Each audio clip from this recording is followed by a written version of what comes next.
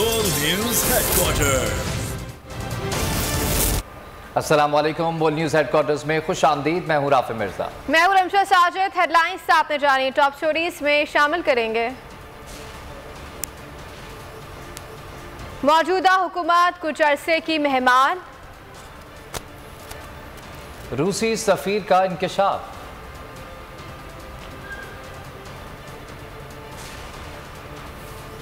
शाहीनों की ऊंची उड़ान, इत्तेहादियों के गिर्द घेरा तंग,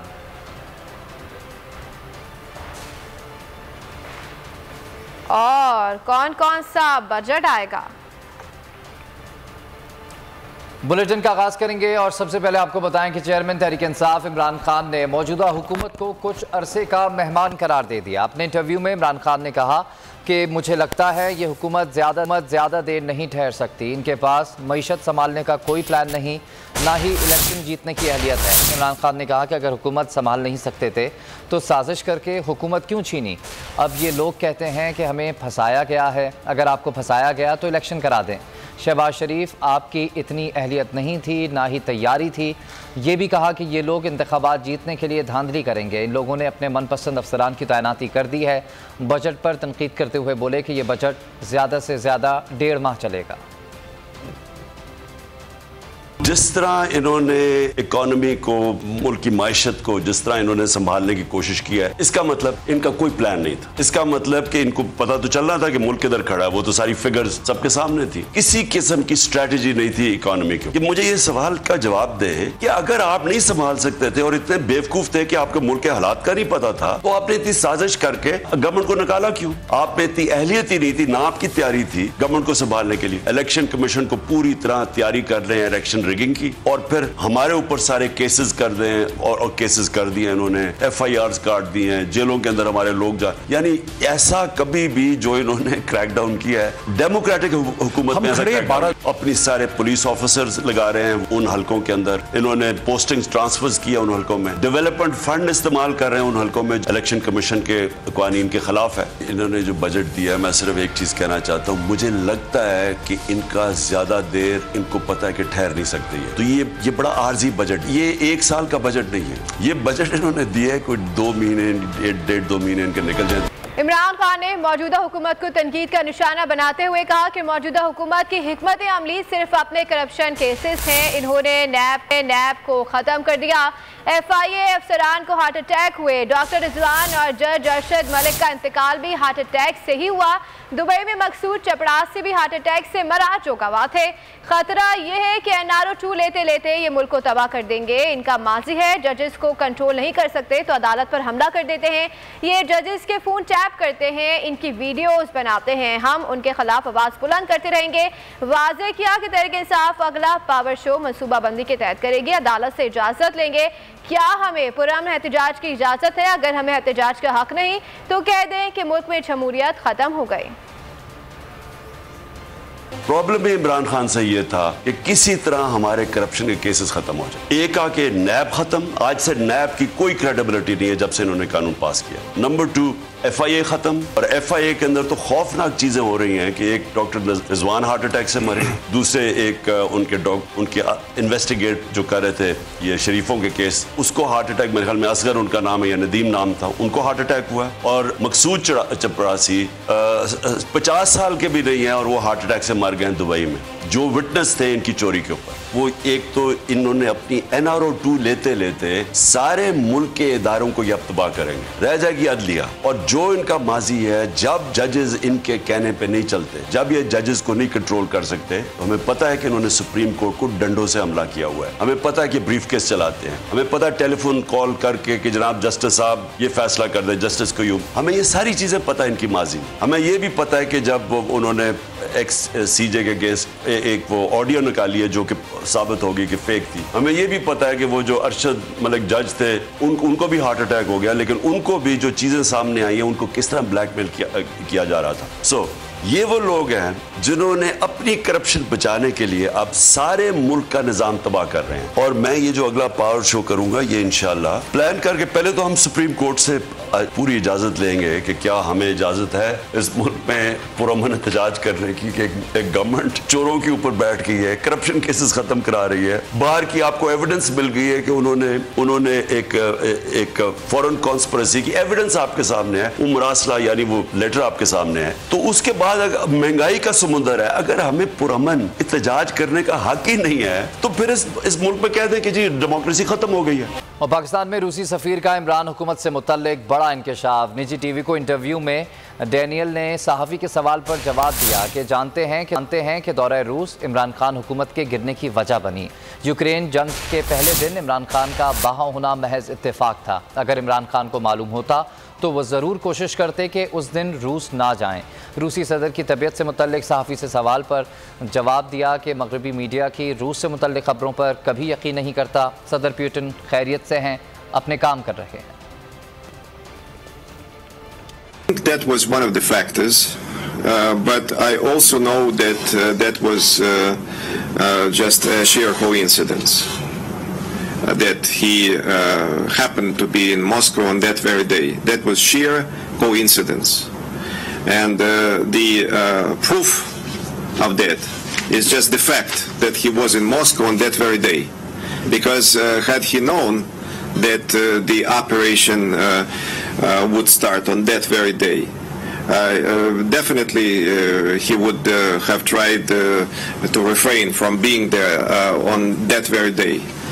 So that was a coincidence. And answering your question, as an expert, I've been watching things here in Pakistan, and my personal assessment is that yes, it was one of the factors.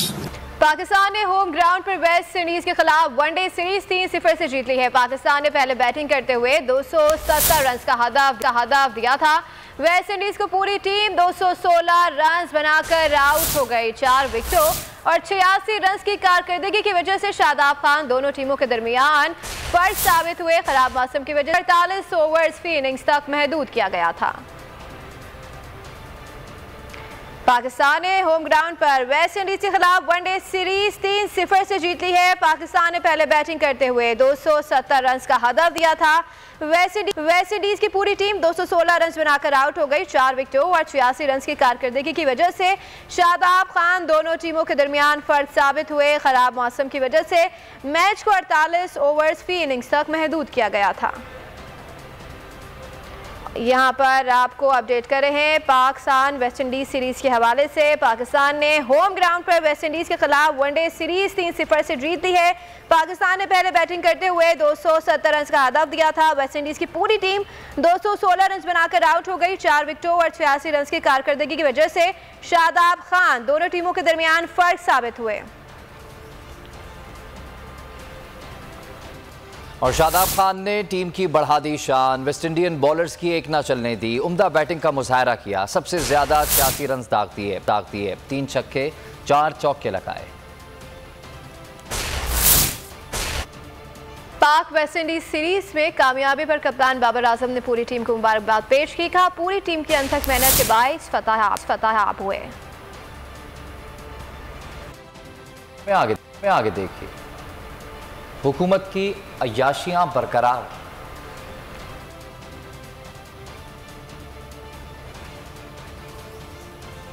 और महंगी बिजली के नखरे। Match के इख्तिताम पर series के बेहतरीन खिलाड़ी का अवार्ड जीतने वाले मामूल हक की गुफ्तगू। कहा कि टेक्निक में कोई खास तब्दीली नहीं की, लेकिन मौजूदा टीम में रहते हुए एतमाद में इजाफा हुआ। सबसे अहम बात ज़ाती कारकर्दगी का टीम की जीत में किरदार अदा करना है। चेयरमैन पीसीबी रमीज राजा ने सीरीज के कामयाब इनकाद पर पाकिस्तानी सिक्योरिटी इदारों और अवाम का शुक्रिया अदा किया। कहा इस तरह की सीरीज पाकिस्तान के बेहतर मुस्तकबिल के लिए होना इंतहाई ज़रूरी है। मुल्तान में पाकिस्तान और वेस्ट इंडीज़ के मैच के दौरान तमाशाइयों की स्टेडियम में ज़बरदस्ती घुसने की कोशिश पर पुलिस ने लाठीचार्ज कर दिया। पाकिस्तान और वेस्ट इंडीज़ का मैच देखने के लिए मुल्तान स्टेडियम के अंदर दाखिल होने से रह जाने वाले शायकीन ने स्टेडियम के बाहर एहतजाज किया। मुजाहिरीन का कहना था कि उनके पास टिकट्स हैं, उसके बावजूद अंदर नहीं जाने दिया जा रहा। शायकीन ने स्टेडियम में घुसने की कोशिश की, जिस पर पुलिस ने लाठीचार्ज किया। पुलिस का कहना था कि स्टेडियम में गुंजाइश से ज़्यादा लोग दाखिल हो चुके हैं। सियासत के मैदान से खबर शामिल करते हुए आपको बताएं कि इत्तेहादी हुकूमत ने इदारों को इमरान खान के इत्तेहादियों के खिलाफ इस्तेमाल करना शुरू कर दिया है। करीबी इत्तेहादी मोनिस इलाही के गिर्द गहरा तंग कर दिया गया। ज़राए के मुताबिक FIA ने मोनिस इलाही के खिलाफ मनी लॉन्ड्रिंग केस में दोबारा तहकीकात का फैसला कर दिया।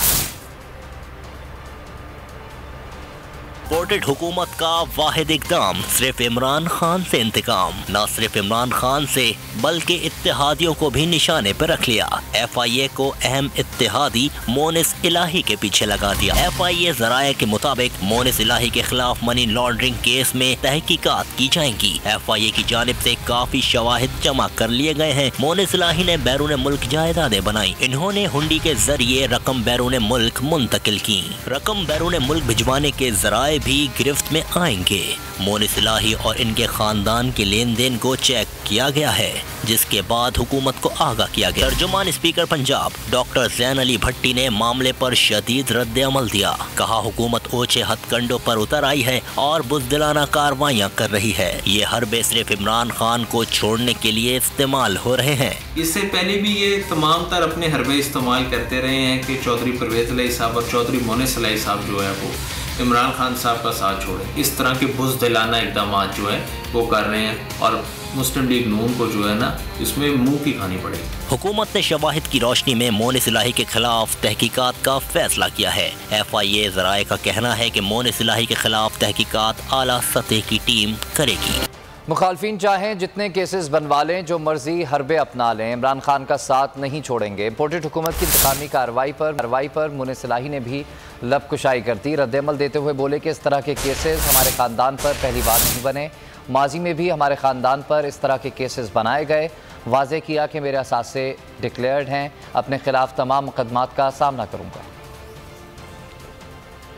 हरकतों से इमरान खान साहब से ना मैंने पीछे हटना है ना PTI से हटना है। वो जब एक हमने फैसला कर लिया हम खान साहब के साथ है तो हम उनके साथ हैं। केसेस का तो कोई इशू ही नहीं है और केसेस कोई पहली दफा हमारे खानदान पे नहीं बन रहे। जाहिर है बजट का इन पे प्रेशर है, इनके पास बंदे भी पूरे नहीं है, तो इनकी कोशिश है कि प्रेशर डाल के ये शायद बजट अपना इस तरीके से मंजूर करा लेंगे या जो भी इनके मकासद है वो उनको ये हासिल कर लेंगे। पर इस तरह के प्रेशर टैक्टिक से हमें कोई फर्क नहीं पड़ता। ये एक की बजाय 100 केसेस बनाए। हमने एक असूली फैसला किया हुआ है कि हम इमरान खान साहब के साथ हैं तो हम उनके साथ हैं। ये 1000 केसेस बना लें, घर के हर बच्चे पे बना लें, बड़े पे बना लें, हमने तो खान साहब के साथ देना ही देना है। नून लीग की कोशिश क्या है डे वन से कि प्रेशर डाल के किसी तरीके से या फूट पैदा करें हमारी पार्टी के अंदर, या प्रेशर डालें या लालच दें। मुझे खुद इन्होंने बड़ी लालचें दी थी शुरू में कि यार कोई बात नहीं, आपसे गलती होगी, हम मामला सारे ठीक कर देंगे, हम ये कर देंगे वो कर देंगे। इसलिए ये रियलाइज नहीं कर रहे अभी तक कि इनकी कहानी खत्म हो गई हुई है। जिस दिन इनको ये रियलाइजेशन हो जाएगी कि ये लोग फारिग हैं, उस दिन ये भी ठीक हो जाएंगे। हम केसेस का मुकाबला करेंगे, FIA में होता है, NAB में होता है, हम इदारों की रिस्पेक्ट करते हैं। हम इदारों में जाएंगे, जाके जो वो सवाल करेंगे उनका जवाब देंगे। हम अदालतों में जाएंगे, हमें कोई किसी किस्म का इशू नहीं। खैबर पख्तूनख्वा का 1300 अरब रुपए से जायद का बजट आज पेश किया जाएगा। खैबर पख्तूनख्वा के वजीर खजाना तैमूर झगड़ा बजट 2022 से असम्बली में पेश करेंगे। खैबर पख्तूनख्वा असम्बली में 2022-23 का बजट आज पेश किया जाएगा। दस्तावेजात के मुताबिक बजट का हजम 1300 अरब रुपए से जायद है। जम अजला के लिए 222 अरब रुपए से जायद की तजवीज़ है। तनख्वाहों के लिए 440 अरब रुपए, सरकारी मुलाजिमीन की पेंशन के लिए 105 अरब रुपए से जायद, सरकारी मुलाजिमीन की तनख्वाहों में 15% इजाफे का भी इम्कान है। इसके अलावा दहशत गर्दी के खिलाफ जंग की मद में 68 अरब 50 करोड़ रुपए, कबायली अजला के लिए 200 अरब रुपए से जायद की ग्रांट्स मिलने की तवक्को है। दीगर महासिल का तखमीना 210 अरब रुपए से जायद लगाया गया है। कबायली अजला में 164 बुनियादी मराकज़ सेहत और 15 सिविल अस्पताल बहाल किए जाएंगे। बारंग से सवात तक 61 किलोमीटर रोड तामीर की जाएगी। कबायली अजला में छोटे डैम तामीर किए जाएंगे। और पंजाब का बजट भी आज पेश किया जा रहा है। हमजा हुकूमत 3200 अरब रुपए से जायद का बजट आज पेश करेगी। वफाकी बजट से मायूस आवाम को सूबाई बजट से भी कुछ आस नहीं। तरक्याती अखराजात के लिए 685 अरब रुपए मुख्तस होंगे। सरकारी मुलाजमीन की तनख्वाहों में 15% इजाफा और रिटायर्ड मुलाजमीन की पेंशन में 5% इजाफे की तजवीज़ रख दी गई। अवाम को वफाक से बजट में कुछ न मिला, अब पंजाब की बारी। अवाम को हमजा हुकूमत से भी कोई ख़ास उम्मीद नहीं। 3200 अरब रुपए से ज़ायद का पंजाब बजट। तरक्याती अखराजात के लिए 685 अरब रुपए मख्तस होंगे। बजट में सरकारी मुलाजमीन की तनख्वाहों में 15% इजाफा और रिटायर्ड मुलाजमीन की पेंशन्स में 5% इजाफा की तजवीज़। आमदन का तखमीना 2521 अरब रुपए। सूबाई महसूलात का तखमीना 500 अरब रुपए। पंजाब रेवेन्यू अथॉरिटी का हदफ 22% इजाफे से 190 अरब रुपए की तजवीज़। एक्साइज की वसूली का हदफ 43 अरब रुपए और नॉन टैक्स रेवेन्यू का तखमीना 167 अरब रुपए रखा गया है। तहरीक इंसाफ और काफ लीग का पंजाब बजट इजलास में हुकूमत को टफ टाइम देने का फैसला। इजलास में भरपूर एहतजाज किया जाएगा। परवेज इलाही कहते हैं कि हुकूमत का पोस्टमार्टम करेंगे। अपोजिशन लीडर का फैसला जो इमरान खान करेंगे वही कबूल होगा। तहरीक इंसाफ और मुस्लिम लीग काफ की पार्लिमानी पार्टी की बैठक। पंजाब असेंबली के बजट इजलास में भरपूर एहतजाज का फैसला। अपोजिशन अरकान ज्यादा से ज्यादा कट मोशंस जमा करवाएंगे। अवाम दुश्मन बजट के खिलाफ हाजिरी को यकीनी बनाएंगे। परवेज इलाही कहते हैं हुकूमत का पोस्टमार्टम करेंगे। भरपूर तरीके से रेजिस्टेंस होगी और इनका जो इन्होंने हशर किया है कौम के साथ, बिजली के हवाले से, पेट्रोल गैस के हवाले से, और ये बढ़ाने जा रहे हैं, इनका सारा इधर पोस्टमार्टम होगा। मियां महमूद रशीद का हुकूमत को टफ टाइम देने का आज़म। जिसको भी नामजद करेंगे डट कर अपोजिशन करेंगे और इस जाली हुकूमत का मुकाबला करेंगे। इस खुद साख्ता और नाम नहाद वज़ीर आला और पंजाब हुकूमत इसको टफ टाइम देंगे। पंजाब में अपोजिशन लीडर से मुताल्लिक फैसले पर खिलाड़ी इमरान खान की आवाज़ पर लब्बैक कहेंगे। सब ने फैसला करना है, जिसका फैसला करेंगे सबको काबिल कबूल होगा और कोई नेगेटिव भी है उनका फैसला करना है। ये आज इंशाल्लाह फैसला हो जाएगा। चेयरमैन साहब जो फैसला करेंगे हम सारे पीटीआई वालों को वो कबूल है। इजलास में अपोजिशन अरकान के खिलाफ मुकदमात और गिरफ्तारी की मजम्मत पर अरकान ने इत्तेफाक किया। हुकूमत बदतरीन इंतकामी कार्रवाइयों की मुर्तकिब हो रही है। बड़े पैमाने पर तबादले करके मनपसंद ऑफिसर्स को लगाया जा रहा है। परवेज इलाही ने तनकीद करते हुए कहा पंजाब पुलिस स्टेट बन चुकी है। हमजा शहबाज नहीं IG सूबा चला रहा है। इनकी अकल मारी गई है और ये पुलिस चला रही है। ये तो हमजा नहीं चला रहा, ये पुलिस चला रही है। स्टेट बन गई है, पुलिस स्टेट बनी हुई है। ज़िमनी इंतखाबात के लाए अमल से मुताल्लिक भी अहम फैसलों की मंजूरी दी गई। नामूस रिसालत के खिलाफ पंजाब असेंबली में मजम्मती करारदाद लाने का फैसला किया गया। इम्पोर्टेड हुकूमत ने गिलगित बल्तिस्तान के तरक्याती बजट में 50% कटौती कर दी। अहम मंसूबे ख़त्म कर दिए। हुकूमत ने जानबूझकर बजट कम किया। गिलगित बल्तिस्तान के वज़ीर आला खालिद खुर्शीद फट पड़े, बोले कि दीगर सूबों की तरह GB को भी तरक्याती मंसूबों का हक है। इस साल लेकिन बदकिस्मती से जो बजट इन्होंने पास किया है उस पे मैं ख्याल में जानबूझ के गिलगित बल्तिस्तान का बजट ये 23 बिलियन के ऊपर लेके आए हैं उस जगह का जहां पे इस साल 50 बिलियन के लगभग था। तो ये 50% से ऊपर हमारा डेवलपमेंट पोर्टफोलियो इन्होंने काट दिया। तो वो जो डेवलपमेंट पैकेज था वो सारा सबूताज कर दिया गया और उसके कुछ 6-7 बड़े इंपॉर्टेंट प्रोजेक्ट्स थे जिनके PC1 सबमिट थे जो इस साल हमारे अप्रूवल होने थे, वो सारे के सारे प्रोजेक्ट्स भी उड़ा दिए गए, कोई एड नहीं किया गया। पावर की डेफिशिएंसी है। पावर की डेफिशिएंसी ये याद रखें कि सिकरदू शहर है -27 डिग्री सेंटीग्रेड पे जहां पे 2 घंटे बिजली हम प्रोवाइड कर सकते हैं। वजह यह है कि हम नेशनल ग्रिड में नहीं है। वापडा का 1 मेगावाट नहीं आ रहा। पूरे मुल्क में बिजली मिल रही है लेकिन गिलगित बल्तिस्तान बिजली से महरूम है और ये वो खित्ता है जहां से पूरे मुल्क को 70% पानी आ रहा है। CPEC का कोई बिजली का प्रोजेक्ट नहीं, कोई रेवेन्यू जनरेशन का प्रोजेक्ट फेडरल की तरफ से गिलगित बल्तिस्तान में नहीं लगा। हुकूमत ने लोगों को 2000 रुपए देने का मजाक किया तो शहरी भी तंज किए बगैर ना रह सके। बोल के नुमाइंदा ने अवाम से पूछा कि 2000 रुपए का क्या करेंगे तो लोगों ने जवाब में कहा क्या, आइए खुद ही सुन लें।